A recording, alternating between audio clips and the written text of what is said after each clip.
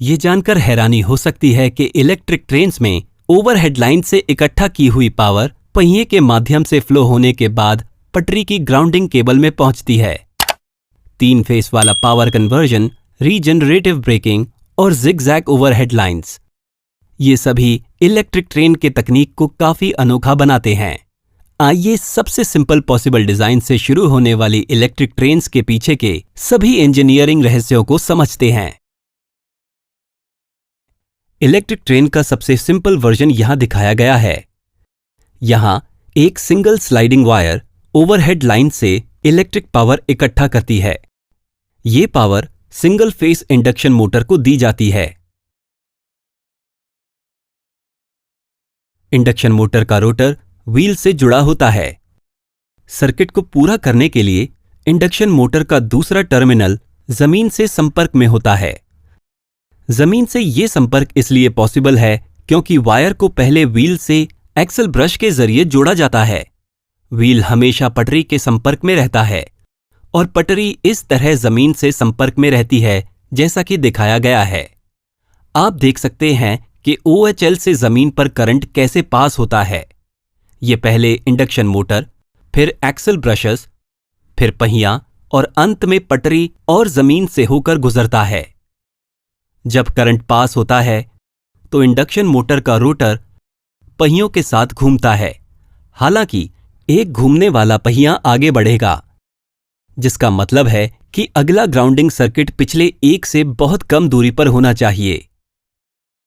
अब कुछ axle brush के डिटेल्स देखते हैं। एक्सल ब्रशेस को घूमने वाले पहिए में फिट किया जाता है और इन कार्बन ब्रशेस के माध्यम से पहियों में करंट को ट्रांसफर किया जाता है जो व्हील एक्सल से जुड़ी डिस्क पर स्लिप होते हैं। फिर से ये एक इलेक्ट्रिक ट्रेन का सबसे सरल वर्जन है। आइए अब इस डिजाइन में सुधार करें और अपनी ट्रेन को और ज्यादा फंक्शनल बनाएं। ओवरहेड लाइन में इस्तेमाल किया जाने वाला वोल्टेज 25 किलो वोल्ट है, जो एक बहुत बड़ा वोल्टेज है। मोटर्स को चलाने के लिए बहुत कम वोल्टेज की आवश्यकता होती है। इस कारण से हमें इसे स्टेप डाउन ट्रांसफार्मर में फीड करने की आवश्यकता होती है, जो वोल्टेज को डिजायर्ड लेवल पर बदल देता है। ओवरहेड लाइन से पावर सप्लाई शुरू में ट्रांसफार्मर के प्राइमरी से गुजरती है और यहां ग्राउंडिंग के कारण सर्किट पूरा हो गया है। ट्रांसफार्मर की एक्शन के कारण सेकेंडरी वाइंडिंग में करंट इंड्यूस होगा और कम वोल्टेज पावर मोटर को फीड किया जाएगा। ट्रेन की तरह उच्च ट्रैक्शन के लिए मोटर को एक हाई टॉर्क का सप्लाई करना चाहिए। इसके अलावा टॉर्क कर्व यूनिफॉर्म होना चाहिए, भले ही मोटर की स्पीड भिन्न हो। 3 फेस इंडक्शन मोटर्स उच्च एक समान टॉर्क आवश्यकताओं को प्राप्त करने के लिए सही विकल्प है। इस मोटर को पावर देने के लिए 3 फेस वायर को खींचना एक अच्छा विचार नहीं है, क्योंकि ये बहुत ही अनइकोनॉमिकल है। इसलिए सिंगल फेस सप्लाई को 3 फेस सप्लाई में बदलने के लिए रेक्टिफायर और इन्वर्टर का इस्तेमाल किया जाता है। एक rectifier single phase AC power को DC पावर में परिवर्तित करता है और फिर इन्वर्टर DC पावर को 3 फेस AC पावर में परिवर्तित करता है। अब ये इंजन पटरी के ऊपर चलने के लिए तैयार है। अगर हम मोटर शाफ्ट और व्हील एक्सल के बीच कुछ गियर रेशियो के साथ एक ट्रांसमिशन सिस्टम जोड़ते हैं तो हम टॉर्क आउटपुट को और बढ़ा सकते हैं। इस पॉइंट पर हमने जो इंजन बनाया है वो एकदम सही लगता है। हालांकि अगर हम इस इंजन से कई कोचेस को जोड़कर एक पूरी ट्रेन बनाते हैं तो ये बिल्कुल स्पष्ट हो जाएगा कि हमने जो सिंगल मोटर इंजन विकसित किया है उसमें इन सभी कोचेस को खींचने के लिए सफिशिएंट पावर नहीं है। तो आइए इंजन को और अधिक शक्तिशाली बनाने के लिए और अधिक मोटर व्हील पेयर्स जोड़ते हैं। एक इंजन बोगी का कंस्ट्रक्शन 3 फेस इंडक्शन मोटर्स के साथ किया गया है। जाहिर है 3 जोड़ी पहियों को चलाने के लिए एक इंजन में आमतौर पर ऐसे 2 इंजन बोगीज का इस्तेमाल किया जाता है। इस पूरे इंजन में आप देख सकते हैं कि ट्रांसफार्मर और रेक्टिफायर कैसे पोजीशन्ड हैं। अब तक इस वीडियो में हमने दिखाया है कि कैसे हम सिंगल हैंगिंग वायर का इस्तेमाल करके ट्रेन में पावर ट्रांसफर करते हैं। हालांकि ये तरीका प्रैक्टिकल नहीं है। कभी कभी ट्रेन और ओवरहेड लाइन के बीच की दूरी को समान रखना संभव नहीं होता है, जिसका मतलब है कि उचित पावर कलेक्शन के लिए एक हाइट वेयरिंग मैकेनिज्म का इस्तेमाल किया जाना चाहिए। पैंटोग्राफ्स इस कार्य को पूरा करते हैं। एक आधुनिक पैंटोग्राफ इस तरह दिखता है। आप देख सकते हैं कि एक न्यूमैटिक सिस्टम के दबाव के आधार पर पैंटोग्राफ अपनी ऊंचाई को एडजस्ट कर सकता है। अगर आप ध्यान से देखें तो आप देख सकते हैं कि इस ऊंचाई के एडजस्टमेंट के दौरान करंट कलेक्टर हॉरिजॉन्टल होता है।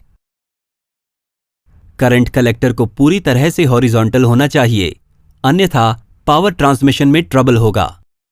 हमें उम्मीद है कि इस एनिमेशन से आप समझ सकते हैं कि करंट कलेक्टर हमेशा हॉरिजॉन्टल क्यों रहता है। इसके बारे में अधिक जानकारी के लिए कृपया हमारे पैंटोग्राफ के बारे में डिटेल्ड वीडियो को देखें। अब पैंटोग्राफ को कार्य करते हुए देखते हैं। अगर किसी कारण से पैंटोग्राफ वायर से अपना कनेक्शन खो देता है तो ट्रेन अपने उच्च मोमेंटम के कारण कुछ किलोमीटर के लिए अपना फ्री रन जारी रखेगी।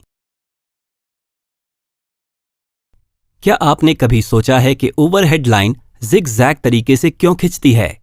ये अरेंजमेंट ये सुनिश्चित करती है कि पैंटोग्राफ का कलेक्टर हेड कांस्टेंट संपर्क के पॉइंट पर ओवरहेड वायर को नहीं छूता है।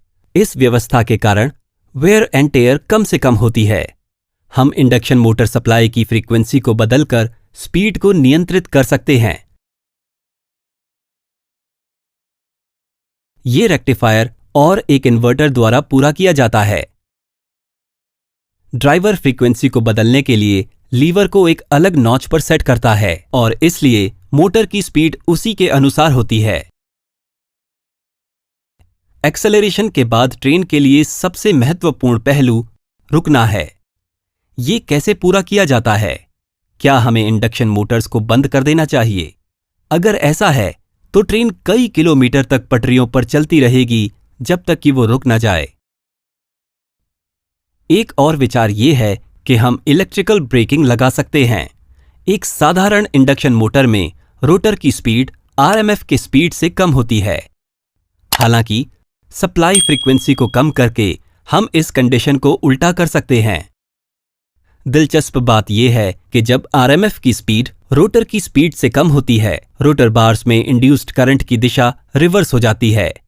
ये रोटर पर ऑपोजिट दिशा में इंड्यूस्ड टॉर्क को अंजाम देता है।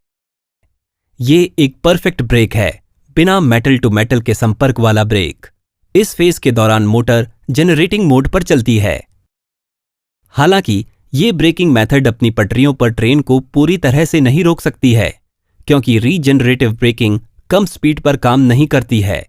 यानी ये ट्रेन को धीमा कर सकती है, लेकिन इसके बाद आपको ट्रेन को पूरी तरह से रोकने के लिए न्यूमैटिक ब्रेक्स लगाने होंगे। ये एक अलग तरह का मैकेनिकल ब्रेक है। यहां स्प्रिंग का फोर्स और कंप्रेस्ड एयर फोर्सेस ऑपोजिट दिशाओं में पिस्टन पर काम कर रहे हैं। दिलचस्प बात यह है कि जब ड्राइवर सिलेंडर से हवा छोड़ता है तो खींची हुई स्प्रिंग पिस्टन को पहिए की ओर खींचती है और ब्रेक लग जाती है। ये ब्रेक सिस्टम हवा के लीकेज या टूटे हुए कंप्रेसर को सुरक्षा प्रदान करता है। प्रेशर रिलीज होते ही ब्रेक अपने आप लग जाती है।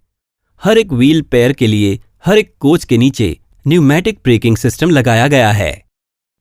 अब देखते हैं कि प्रत्येक कोच को पावर सप्लाई कैसे की जाती है। प्रत्येक कोच की यूटिलिटीज के लिए पावर सप्लाई करने का एक तरीका सेल्फ जनरेशन है। कोच फ्रेम के नीचे एक ऑल्टरनेटर लगाया जाता है और ये कार्डन शाफ्ट द्वारा संचालित होता है, जो एक्सल पर लगे गियर बॉक्स द्वारा संचालित होता है। आउटपुट को सुधारा जाता है और 110 वोल्ट डीसी बैटरी चार्ज होती है, जिससे कोचेस को कंटिन्यूअस पावर की सप्लाई होती है। लेकिन सेल्फ जनरेटिंग मेथड कार्यक्षम नहीं है, क्योंकि ये बहुत फ्लक्चुएटिंग आउटपुट पावर का उत्पादन करती है।